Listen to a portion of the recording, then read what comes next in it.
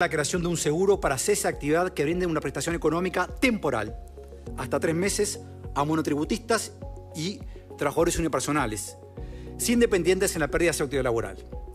Con esto me refiero a un sector particularmente vulnerable que actualmente tiene una cobertura ineficiente. La mayoría de las propuestas incluidas en el diálogo social se convertirán en un proyecto de ley y deberán ser aprobadas por el Parlamento, donde el oficialismo no tiene mayoría.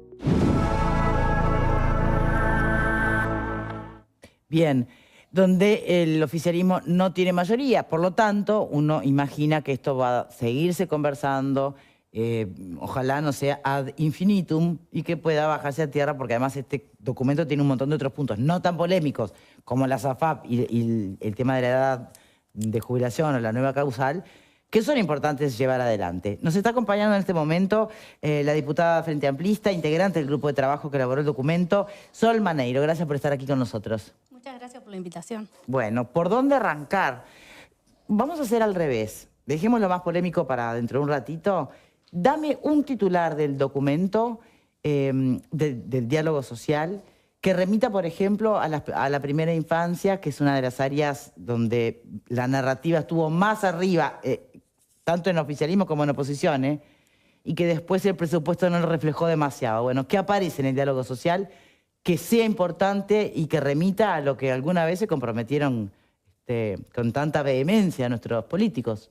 En todo el proceso del diálogo social, en las diferentes instancias de conversatorios, audiencias, seminarios, la evidencia es que la preocupación más grande en todas estas instancias del diálogo era esto, ¿no? El problema de la pobreza que tenemos, sobre todo en la primera infancia, y también acompañado del sistema de cuidados. Una de las propuestas que tiene este documento es unificar las transferencias en una sola prestación, que quiere decir que las personas que cobran, los niños que cobran asignación familiar por plan de equidad, tarjeta Uruguay Social, Bienvenido Bebé y otras que hay asociadas, se van a unificar en una sola y se va a cobrar mensualmente. ¿Es posible que haya familia? Pues deduzco que sí, si no, no estarían haciendo este planteo, pero...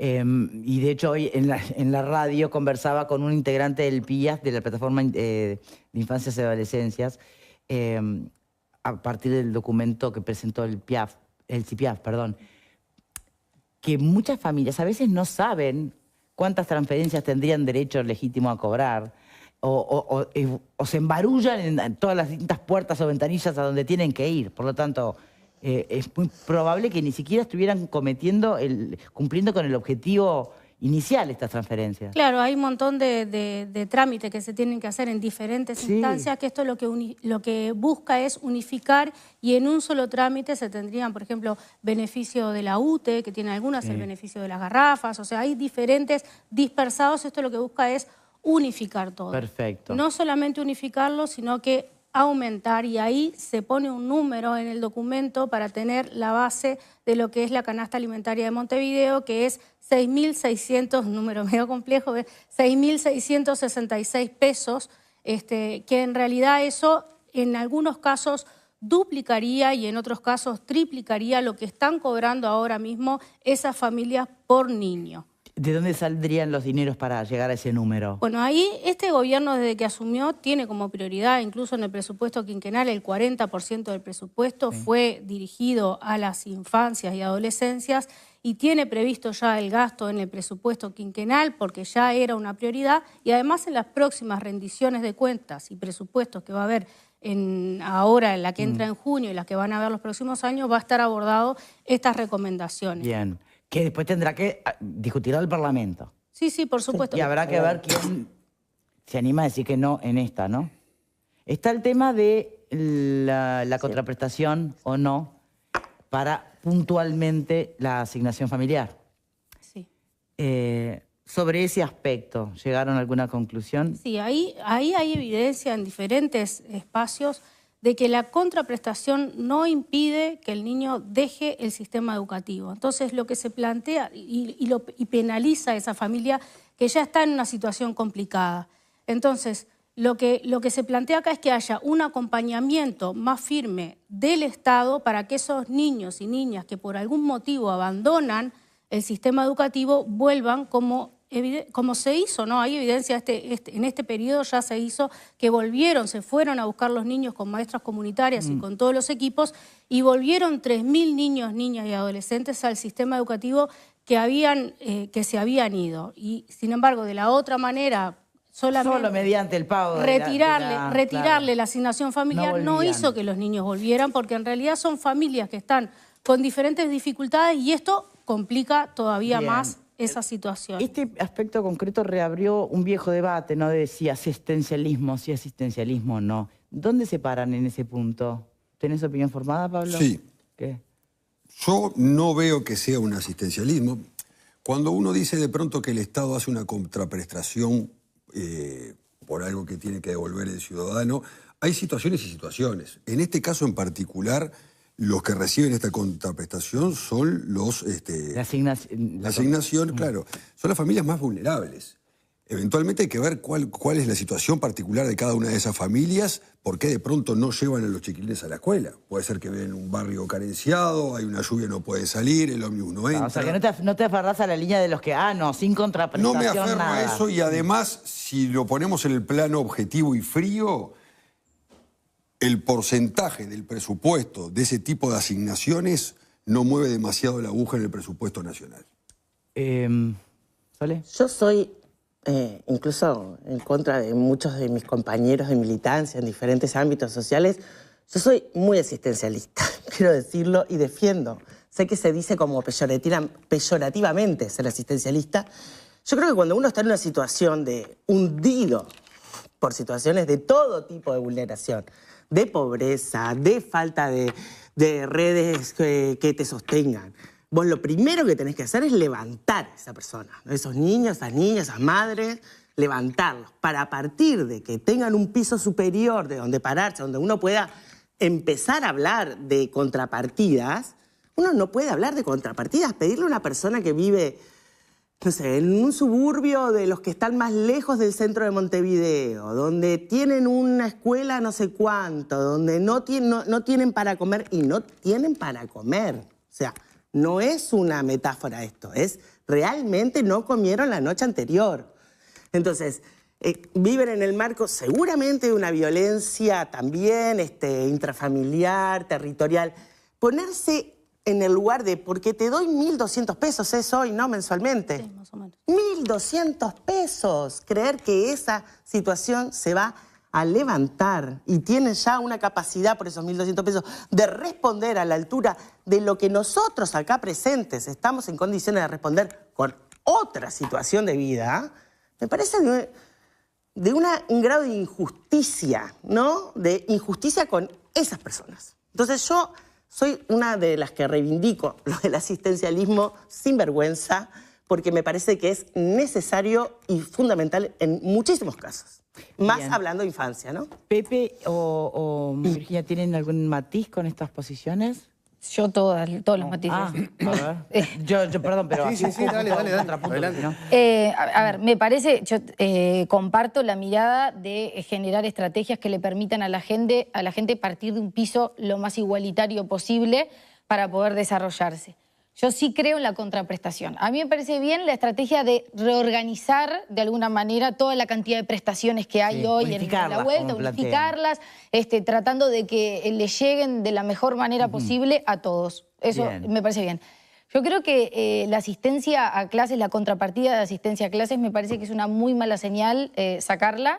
Es una obligación mandar a los niños y a las niñas a la escuela. La escuela es obligatoria. Y la contrapartida de esa obligación la tienen los padres y las madres que ejercen la patria potestad y por lo tanto tienen que cumplir con esa obligación, no como un resultado de un asistencialismo.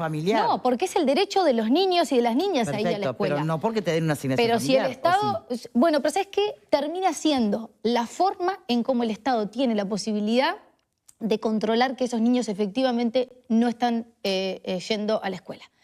Hoy hay dos cortes de el Estado asignación controla familiar. Por las faltas. No, el Estado no controla porque si no, no tendríamos lo que pasó a principio de todos los años que pasa, que hay un primer corte en donde tú te enterás desde los organismos del Estado que hay 7.000 niños que no fueron inscriptos a la escuela. Y tú te enterás de eso con ese corte.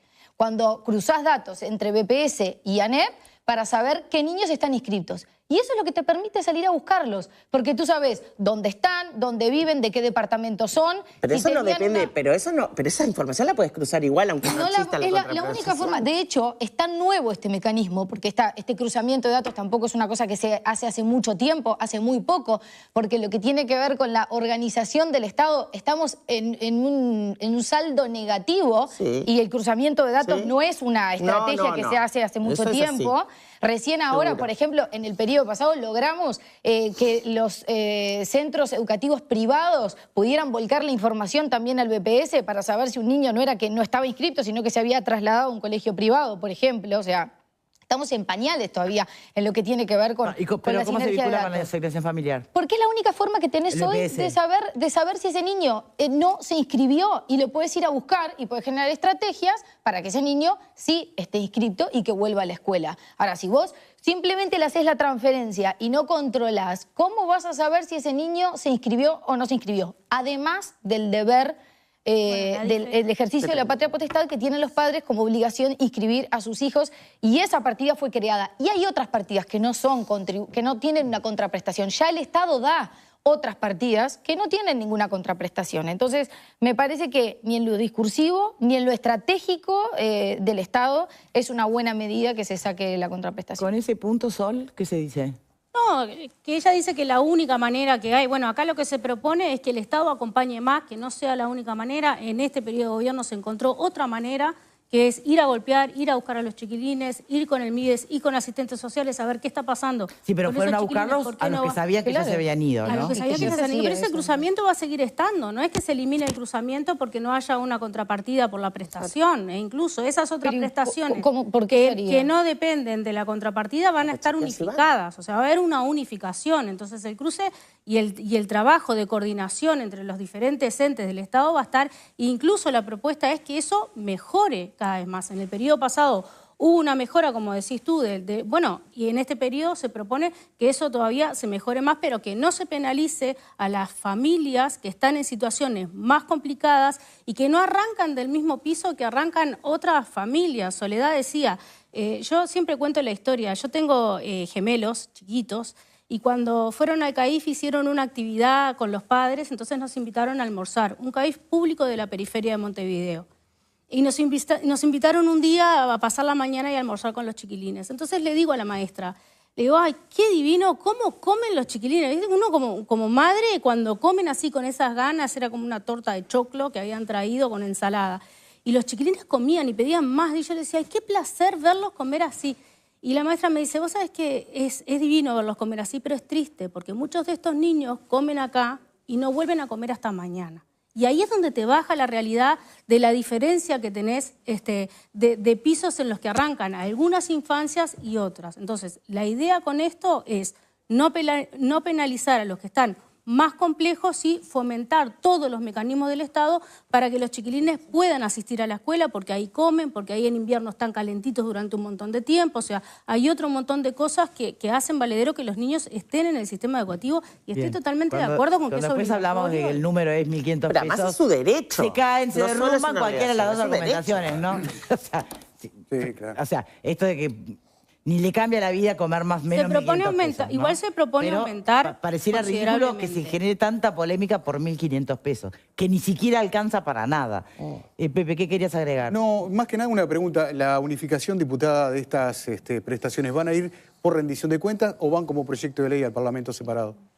Ayer, todavía nosotros no tenemos los detalles de cómo el Poder Ejecutivo va a tomar las propuestas del documento. En realidad, estos son todos recomendaciones al Poder Ejecutivo que se hacen, y después en los próximos días el Poder Ejecutivo va a tirar un lineamiento de cómo van a venir esos proyectos, proyectos de ley algunos, y otros son cambios en las políticas que no necesitan ¿Pero ustedes proyecto de ley. propusieron algo en particular que vaya por rendición? No, nosotros no. Ayer esbozaron algo de que la parte de transferencias era lo primero que iba a entrar y iba a venir como medio entrelazado con rendición de cuentas. Bien. Y la unificación requiere una ley. La unificación es necesariamente, sí se tiene que hacer por ley. Sí, porque hay leyes vigentes que tienen asignación familiar, o sea, las otras Modifican prestaciones, dineros. entonces hay que o derogar o modificar las leyes actuales para poder hacer la unificación. Pero puede ir por la rendición. Sí, sí, No, puede. no, está bien, porque la rendición es una ley. Lo de la pregunta era si necesariamente tenía que pasar por ley o podía ser un administrativo. Eso sí, eso sí. Bien. Vamos con otro de los temas más candentes que tiene que ver con la edad de jubilación, la nueva causal que se estaría introduciendo para que las personas puedan elegir si se van a jubilar a los 60 o no. Desde la oposición se señala, eso ya pasó una vez y poco menos que se desfinanció el IPS. Después, por otro lado, está el tema de las AFAP. Vamos con la edad jubilatoria primero, ¿les parece? Sí, la propuesta, nosotros fuimos muy críticos en el periodo pasado de subir la edad de retiro al barrer para todos los trabajadores y trabajadoras a 65 años de edad, porque no todas las condiciones laborales y las trayectorias laborales permiten que las personas lleguen a los 65 años para jubilarse. Pero igual la ley vigente daba el espacio para ciertas profesiones u oficios que se pudieran jubilar antes. Y Sí, tengo entendido que además se podía haber ido por ampliar ese capítulo, pero dejar los 65. Eso sigue vigente y ese capítulo de la 20.130 lo que plantea es puestos de trabajo de alto desgaste físico. Sí. Y lo que nos pasó, la evidencia que tenemos nueva, en que hay un estudio de BPS y de la Universidad de la República que dice que las personas que tuvieron a lo largo de su vida ingresos bajos, que eso se ve reflejado después a la hora de jubilarse, tienen menor expectativa de vida. Entonces, no solamente estamos hablando de puestos de trabajo específicos, como plantea la ley vigente, sino estamos hablando de trabajadores con trayectorias laborales de bajos ingresos. Por eso es que se genera esta causal anticipada para aproximadamente un tercio de los trabajadores que tuvieron trayectorias laborales con bajos ingresos, para que esas personas que ya se sabe que no van a poder trabajar hasta los 65 años por diferentes casuísticas, por físico, pero hay otras que porque se quedan sin trabajo, o sea, hay un montón y no son contratados, o sea, hay un montón de cosas que pasan en las trayectorias laborales, por eso se genera esta causal anticipada que le da la posibilidad a toda la población que quiera jubilarse a los 60 años, lo puede hacer, pero un tercio de los trabajadores de menores recursos lo que va a hacer es que se jubilen en las mismas condiciones que la ley anterior, que es la 16. En cambio, quienes no están en esa franja y optan por jubilarse a los 60 van a ganar menos. Van a ganar menos y ahí van a estar los incentivos para que sigan sus trayectorias laborales hasta los 65, 66. Y si nadie tomara esos incentivos, ¿se va a desfinanciar más todavía el sistema o no? ¿Eso está calculado? Me estás hablando de las personas que no están dentro del tercio, los 2 tercios. Sí. Y lo que pasa es que van a ganar menos. No le va a convenir irse a los 60, a no ser que tengan otras... otra realidad. Otras ingresos, rentas, o sea, y que decidan que efectivamente se quieren jubilar a los 60, aunque cobren menos. El incentivo está en, vos vas a llegar a los 65 años con 30 de trabajo y te vas a jubilar en las condiciones de la 20.130. Y si seguís más...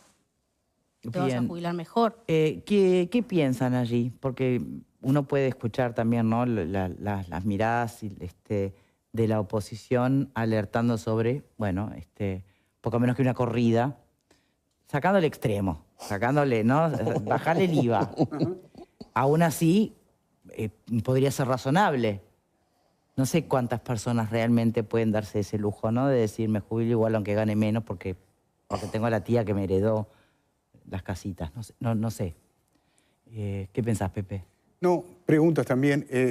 Hoy te podés jubilar, pero podés seguir trabajando, haciendo tu aporte. ¿Eso se mantendría? Se mantiene. O sea que yo me podría jubilar a los 60 años, con 30 años de trabajo, sí, a los 60, digo bien. Cobrar menos, pero seguir trabajando. Cobrar menos, pero seguir trabajando. Ya no es un tema de renta ni de herencia. ¿Y ahí no habría un problema? Y ahí seguís aportando al sistema. No, ahí estás aportando. Claro. O sea que lo que es como... Claro, pero ahí el costo-beneficio capaz que me sirve. Porque por un lado estoy recibiendo un dinero, pero sigo trabajando por el otro. Pero seguís trabajando y estás aportando al sistema. O sea que ahí no hay un prejuicio. Sí, el tema es que estamos teniendo en las dos puntas del sistema pocos nacimientos y cada vez vivimos más. Sí. Entonces, yo el otro día ponía de ejemplo, mi abuelo que murió a los 65, yo espero vivir 20 años más que mi abuelo. Ahora, ¿cómo transcurro esos 20 años? Después está la otra pregunta. El mundo va hacia los 65 o más todavía, ¿no? Sí. ¿Por qué nosotros bajamos? Esa es la otra Pero pregunta. no es bajar en la vida. Eso se preguntó y se suponía que se había saldado en un plebiscito. Pero bueno, está. Cuando En le la vida dicen- de los hechos, Sí. el uruguayo se jubila en promedio en los 63 años. El problema tenés la gente que queda rezagada. El que vos no le des la oportunidad a una persona que no va a llegar de ninguna manera trabajando a los 65. ¿Qué pasa con esa gente? Bueno, eso es lo que nosotros no se podría nos haber planteamos. ampliado el capítulo específico de la ley vigente y sacarlo exclusivamente de la aptitud del tema físico que estaba con. Claro, y había que consignado. modificar algo. Tendrías que modificar todo el capítulo de puestos de trabajo por alto desgaste físico, además con algunas condicionantes que hacen casi que imposible que esos puestos de trabajo con alto desgaste físico efectivamente puedan presentarse a una jubilación anticipada. Esto lo que hace es ampliar eso, porque además nombra específicamente la construcción y los trabajadores rurales, pero hay otro montón de trabajadores y sobre todo trabajadoras que no están amparadas en los puestos de trabajo, porque además las trayectorias laborales son amplias. Vos podés tener puestos de trabajo con mucho esfuerzo físico a lo último, y al principio, ¿no? O sea, ahí queda como muy turbio a ver a qué colectivos llegaba esa jubilación anticipada. ¿Está bien por acá? Yo creo que lo fundamental, porque ahora estaba escuchando también que hay un proyecto que se va a presentar al Poder Ejecutivo por parte de las cámaras empresariales. O sea Bueno, que, porque estaban muy en desacuerdo Claro. con algunos aspectos del con resultado esto, del- con la del diálogo contraprestación, esta que estábamos hablando recién, y fundamentalmente sobre las AFAP, que ese es, lo hablamos. Ahora vienen lo veremos en un después, ratito, que sí. esas van a ser verdes, no van a ser maduras, ya te lo adelanto. Pero de todas maneras, hay que ver cuál va a ser la tasa de reemplazo. Porque hasta ahora no hay un número sobre la mesa de cuál va a ser la tasa de reemplazo de aquel que quiera jubilarse a los 60 años. Yo en principio te diría que hasta me parece bien que te den esa opción. Vos verás si te conviene o no después cobrar X porcentaje, ¿no?, de lo que te corresponda, mientras no afecte el resto de las contraprestaciones, hasta no saber cuál es la tasa de reemplazo. Y se van a dar para casos, creo yo, puntuales. Se me ocurre uno. Una persona que se queda sin trabajo a los 59 años, a los 60 años. Y le faltan 5 más para poder jubilarse. ¿Quién te toma? ¿Quién te toma con 59, 60 años? Es uno de los casos que se me ocurre ahora. Podría pensar algún otro más. No sé si moverá mucho o no la aguja. Hay que ver cuál va a ser, primero, el resultado final que el Poder Ejecutivo envíe al Parlamento en cuanto a la tasa de reemplazo en caso que utilice la opción de los 60 años. Sí. Eso es fundamental. En principio, si no erosiona el sistema, me parece hasta razonable. En principio, habrá que ver si erosiona o no el sistema. Bien. ¿Sale? A mí me parece que a veces hacemos como un cuco. Yo, cuando hablamos de esto de la edad menor, los docentes pueden jubilarse antes, ¿no? Mucho antes. Yo tengo amigas docentes que ya están en la edad de poderse jubilar, tan lejos de los 60, pero ya están habilitadas porque el sistema de la docencia habilita, computa 3x1, ¿no? Una cosa así. Tiene un régimen especial. Tiene un régimen especial. Igual que el ejército. Está, perfecto. Sí, el ejército tiene mucho más especial todavía. Pero bueno, las docentes que son más trabajadores en el sentido nuestro, no con una profesión tan especial como la de los militares, mis amigas, si estoy pensando en una en particular, hacen las cuentas. Esto que está diciendo Sol. Hace la cuenta y dice, no, yo ya me puedo jubilar, pero me cobro tanto menos. Claro. Y voy a vivir hasta los 80, como dice acá Pepe. Entonces yo voy a seguir trabajando, por lo menos hasta... Y hay años en los que el salto es muy grande entre un año y otro, ¿no?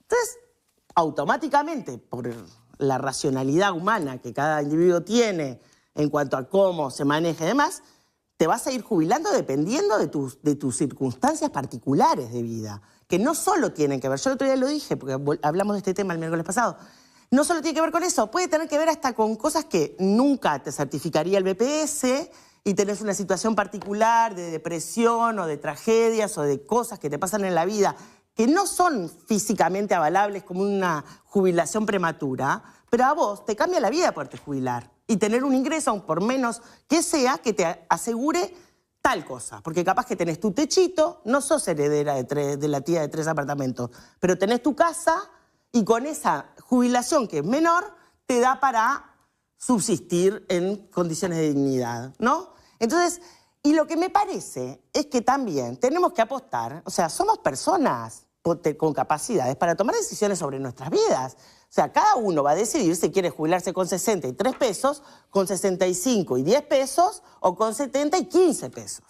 Entonces, me parece que ahí está, en los incentivos que la política pública aplica y puede aplicar, y la racionalidad que cada individuo tiene y su capacidad de libertad de elegir. Pero todo esto sin perder de vista un contexto en el que algunos especialistas te dicen poner especial énfasis en hacia dónde va el mundo, hacia cuál es la realidad demográfica del país en el que vivís, y otros no, priorizan simplemente el individuo.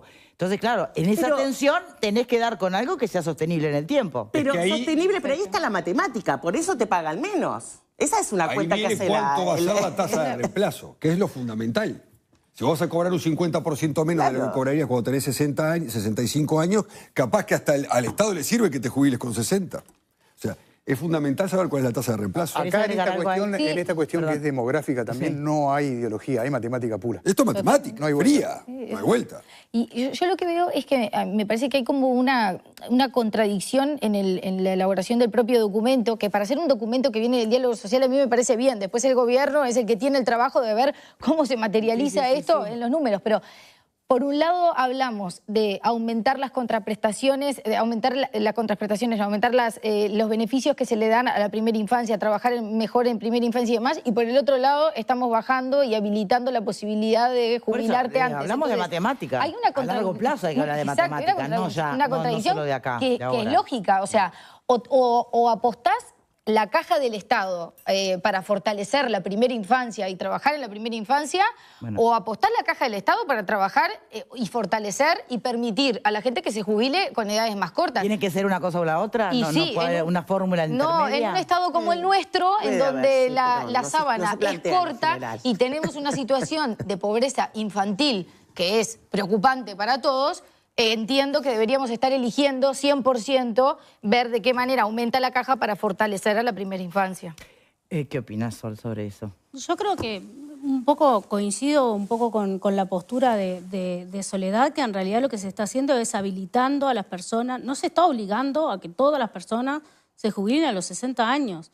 Se está habilitando y pensando en las personas que realmente no van a llegar a 65. ¿Qué haces con esas personas? ¿Las dejás? Las dejás en situación de calle, las dejás tiradas. O sea, si BPS o el sistema jubilatorio no le da una respuesta a esas personas que no van a poder seguir trabajando, ¿quién le da respuesta? El mismo Estado le va a tener que dar respuesta por otro lado, o por Mides o por alguna otra prestación que haya a la vuelta. Por eso es la idea de... Y hay personas que pueden seguir trabajando, que no van a elegir jubilarse a los 60. Como lo hacen ahora, ni a los 65. Que avanzan, y mucha gente sigue, porque por suerte vivimos más y mejor, con más capacidades para seguir trabajando. Entonces yo creo que esta habilitación de que algunas personas se vayan a jubilar a los 60 no mueve la aguja, porque son las personas de trayectorias más bajas. Bien, según O'Donnell, por lo que adelantó en la conferencia de ayer, habría con qué sostener esta propuesta, ¿no? Bueno, habrá que ver. Vamos con el tema de las AFAPs. Me parece que sí será importante que hasta el presidente abría la conferencia con este tema, ¿no? Cuando en realidad el diálogo social ha tenido muchísimos puntos. Antes de ir con Sol, ¿qué les quedó a ustedes? ¿Es estatización parcial o no es estatización? ¿Realmente se puede llegar a generar algún peligro para las inversiones? ¿Y qué lo generaría? ¿El cambio propuesto por el diálogo social o la reacción de la oposición? ¿Cómo la ven? Para mí es estatización. Si vos estás parcial al menos. Sí, parcial, por supuesto. Por lo pronto hablaron de los ahorros individuales, pero si vos decís que los ahorros individuales que hoy maneja una empresa que no es pública va a pasar a ser manejado por una empresa pública... Bueno, no. Una cosa es la gestión una cosa es la cuenta. Por eso, los ahorros individuales van a pasar a estar gestionados por una empresa pública. Y bueno, estás estatizando los ahorros privados que tenían las personas en las AFAPs. O sea, me parece que no hay mucha más lectura sobre eso. Después uno puede estar de acuerdo o no con eso. Pero digo, eso es estatizar algo que estaba en manos que no era de una empresa pública. Y a mí no me parece bien el mensaje en general, de nuevo, ¿no? En esto de ya hubo un plebiscito, esto ya se trabajó, hay una postura y me parece que la oposición salga a marcar las diferencias que tiene en este sentido no puede ser el motivo por el cual el Uruguay se ponga en riesgo con la mirada internacional. ¿Se pone en riesgo o no con las acciones que tome un gobierno, no con la crítica que le haga la oposición a esas posibles acciones? Porque si no, con ese criterio la oposición no puede salir nunca más a decir que no está de acuerdo con algo porque estaría poniendo en jaque la institucionalidad del país. La institucionalidad del país se pone en riesgo, que no estoy diciendo que se esté poniendo en riesgo en este caso, ¿no? Pero digo, se pondría en riesgo con acciones concretas que toma un gobierno, no con las críticas de la oposición. Entonces, en el marco del resultado de un diálogo social, la oposición, que forma parte de la sociedad, está planteando cuáles son las diferencias que tiene con eso que surge, porque pero después que una tendrá que cosa ir son al las cuentas y otra Parlamento. cosa son los fondos, y eso hay que separarlo. Pero por eso dije, las cuentas personales pasarían al Estado, los fondos no. Por eso dije parcial. Serían gestionadas. ¿Sí? Sí, Ya, por eso fue el lo tema que es que uno de afuera, realmente, perdón, pero cualquier ciudadano común que no esté especializado en estos temas, no sacamos la diferencia entre una cosa y otra. Bueno, a mí no me queda claro qué es gestionar pero alguna vez un fondo entendiste versus gestionar una el cuenta. reporte de la FAP que te llegó. ¿Alguna vez vos lo entendiste? Bueno, no. Yo jamás confío, lo pero entendí. confío. No, la verdad confías, confío. pero no lo Sí. entendés. No, y además no voy a sabés ni lo que charlas. te dicen, No, pero ni lo que te sacan, tengo un ni nada. teléfono que me tengo, ¿sabes? Pero que sabes qué pasa, hay gente que Yo no vos lo llamás, entiendo, llamás y te explican en 2 minutos lo que necesitas saber. Yo no lo entiendo. No es tan complejo, pero reconozco que sí tiene aspectos técnicos que justamente hacen Igual a yo la estoy cuestión. con la estatal, que es la... Si no, no estaríamos hablando de esto, ¿no? Pero es que Si es un fuera tema tan sencillo complejo. todo. Claro. Y por otra parte también, yo creo que, es decir, no hubiese tocado nada por 2 razones. La primera, porque esto ya hubo una decisión por una vía de democracia directa por parte de la ciudadanía, más allá de que no sea estrictamente el tema técnico de que se toque la SAFAP, pero igual, yo no lo hubiese tocado. Pero si vos sabés que quienes impulsan este diálogo social vienen del palo que quieren eliminarlas directamente, ¿usted no sospecharía de que esto es como un principio de algo? Esto que acabo de decir, con otras palabras, es más o menos lo que desde un sector se entiende que hay de fondo y por eso se Esa era la genera segunda, resistencia. Ese era lo segundo que iba a explicar. En un perdón. momento, no, pero está bien. En un momento de incertidumbre a nivel mundial, en un momento donde la confianza tiene un valor sumamente relevante para los mercados, para todo, yo no hubiese, insisto, no hubiese tocado algo que ya estaba cerrado. Capaz que planteaba, bueno, vamos a discutir el tema de las comisiones. ¿Por qué si República FAP, que es líder en el mercado y es del Estado, ¿no? Con la integración del BPS, del Banco de Seguros y del propio banco, lidera el mercado y tiene buenas comisiones, ¿por qué el resto de las AFAP no pueden mantenerse a un mismo nivel de comisiones y ser, digamos, plausibles de que mucha gente diga, bueno, ahora me cambio para República, o un libre mercado allí para poder discutirlo? Esta para que diferencia, compitan de otra manera. para que decís. compitan de otra Bien, manera. De todas maneras, me quien parece que es mucho más sano. si no es una FAP y es el Estado que gestione la cuenta, ¿lo va a hacer gratis? No. No. ¿Cómo lo vas a hacer gratis? No lo sabemos. Es que ya no es gratis. No es gratis. No. O sea, ya el Estado tiene algo que no es gratis. Claro. La República FAP tiene un fin de lucro. O sea, partamos de esa base. Por Es e- del Estado. Está por eso, pero si lo que nos molesta es la comisión, gratis, no lo va a hacer nadie. Lo que ¿o pasa sí? es que no es un tema de que moleste o deje de porcentajes molestar. hay. A ver, No es lo mismo que te lo que cobren un gestiona, 20 lo que o un gestiona 10. un privado Eso es otra cosa. y pasa a ser Es eso. gestionado por el Estado es estatización. No importa lo que sea. Tema semántico, como te guste, pero si lo gestiona un privado y lo gestiona el Estado, se estatizó. No quiere decir que se nacionalice la SAFAP, es otra historia. Pero ¿cuál es el problema acá? O por lo menos en lo que yo le veo. Nosotros estamos ante un sistema que funciona. El argumento fundamental es que se cobra una comisión porque claramente es un lucro que tiene la SAFAP, porque todos trabajan por dinero, y que de pronto ese cobro, esa comisión que estas SAFAP privadas están cobrando, ese lucro, podrían ser derivados a una futura jubilación y tener una mejor jubilación. Hasta ahora yo no he escuchado, porque quizá no hay números concretos, cuál sería el porcentaje de mejora en mi futura jubilación en este sentido. Pero eso es por un lado.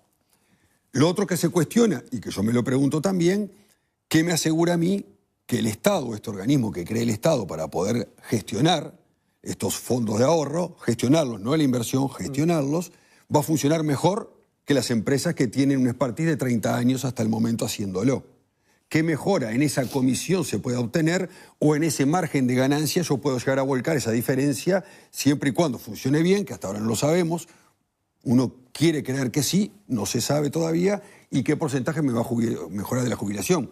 Eso lo veo un poco como una nebulosa, lo veo allí. Y lo tercero, más allá de eso también, más allá de eso, es el tema jurídico, la seguridad jurídica que se pueda llegar a tener. Porque, en primer lugar, la AFAP no es un fondo de inversión, la SAFAP. Una de las funciones fundamentales que tiene cualquier AFAP, no acá, en todo el mundo, es gestionar, ¿verdad?, a sus aportantes. Y a su vez invertir. Ahora, si a la SAFAP se le saca la parte de la gestión, que es un lucro que tiene la AFAP y que es fundamental para su funcionamiento, sería simplemente un fondo de inversión como hay tantos. Porque hay un montón de fondos de inversión. Y entre ellos quedaría la AFAP, pero pierde su esencia. O sea, la AFAP como tal pierde su esencia. Uno de los reclamos de las AFAP durante mucho tiempo es que el Estado le permita poder invertir en otras carteras. Ampliar la cartera de inversión. Ampliar la cartera de inversiones para poder tener mayor rendimiento. El argumento del Estado, en muy resumidas cuentas, es que de pronto esas carteras tienen un riesgo más alto y entonces hay que cuidar los fondos. Está bien, se podrá discutir o no, no lo sé. Pero más allá de esto... O sea, invierte en obra pública, de hecho. No, está bien, pero podrá abrir ese abanico de posibilidad de inversión. Ahora, pues se invierte en bonos del Tesoro, AAA, son cosas que son de manual. Seguras, que aseguran, claro. Exacto, son de manual, que aseguran una rentabilidad X. ¿Está bien? Ahora, más allá de esto, y en el hipotético caso de que este organismo que va a crear el gobierno para poder administrar o gestionar estos fondos funcione mejor que el sistema privado, que habrá que verlo, mejor que el sistema privado, mucho mejor, porque el margen de rentabilidad que puede influir en la jubilación no es mucho tampoco, es el problema jurídico que se pueda llegar a tener. Porque acá lo que habría sería una modificación unilateral del contrato entre el Estado y la SAFAP. Entonces, más allá del cliente, yo como cliente de una FAP, cuando también me van a modificar el contrato, porque en vez de que vos me lo gestiones y yo pueda consultarte a vos dónde están mis fondos y demás, tenga que ir a otro organismo a hacerlo. Entonces, creo que ahí vamos a tener un tema jurídico que habría que analizarlo bien, pero que eventualmente puede también ocasionar un problema para el Estado. Bien, desde el grupo que elaboró este documento o estas recomendaciones, ¿cuál fue el punto de partida para tocar de nuevo el tema de la SAFAP? Ahí en ningún momento, o sea, se busca mejorar los tres pilares para empezar, ¿no? No es que solamente se buscó mejorar el pilar de ahorro individual. Se buscó mejorar el pilar de ahorro, el 0 que le llaman, que es el no contributivo, el pilar 1, que es con esto de las jubilaciones y las pensiones, y el pilar 2. En ningún momento del documento dice que los fondos de las personas los va a manejar el Estado. Los fondos, para empezar, son de las personas. No son ni de la SAFAP ni del Estado. Son fondos de ahorro individual. Y lo que busca este mecanismo es mejorarlo. ¿Cómo? Bueno, que la gestión administrativa de esos fondos pase, en lugar de ser directamente de la FAP, pase a ser de un ente público. ¿Alguna vez el Estado administró mejor que un privado algo? Que puede ser Mirantel. Que puede ser BPS o puede ser alguna otra agencia que se genere o la agencia que ya está, ¿no? Eso es un poco lo que se busca. ¿Por qué? Porque ahora hay una especie de competencia entre AFAP o BPS. Yo tengo una jubilación por la AFAP y otra jubilación por BPS. Y en realidad el trabajador y la trabajadora, ¿cuánto aporta? Aporta el 15%. Un porcentaje va para el ahorro individual y eso va a seguir. Nadie se va a quedar con el ahorro individual de nadie, nadie va a estatizar nada. El ahorro individual va a seguir y los que van a invertir esos ahorros individuales lo van a hacer las AFAP públicas y privadas, que son lo que mejor hacen. Las AFAP lo que mejor hacen es invertir esos ahorros individuales. ¿Y por qué es necesario que gestione la cuenta el Estado? Entonces, la idea es que haya un ente en el medio, que es el público, que tenga un relacionamiento con los usuarios de asesoramiento, de vínculo, y que las AFAP se dediquen a invertir, que es lo que mejor hacen. Y en eso no me pueden decir que BPS, alguien tiene dudas de todo el asesoramiento constante que da. Y el contacto que tienen las personas con las AFAP es nulo, más allá de un estado de cuenta que te pueda llegar una vez al año. Bueno, tu experiencia no, pero de la mayoría de las personas, el contacto lo tienen. Cuando te van a afiliar en el momento que te dicen que tenés un mejor... que te vas a tener una jubilación preciosa, que marques el artículo 8. Eso ya no existe porque ahora la afiliación al régimen individual es obligatorio, o sea, no hay opciones de elijo afiliarme a la FAP o no elijo afiliarme, eso ya no existe. El ahorro individual es obligatorio, en eso hay un consenso de que eso va a seguir. Por eso cuando traen de nuevo el tema del plebiscito, el plebiscito prohibía el ahorro individual. Esto no tiene nada que ver con eso. Tiene nada que ver. Bueno, pero tampoco es gente de otro planeta que viene a plantear esto. No, pero se respeta la voluntad de la ciudadanía que puso el voto para una cosa o no.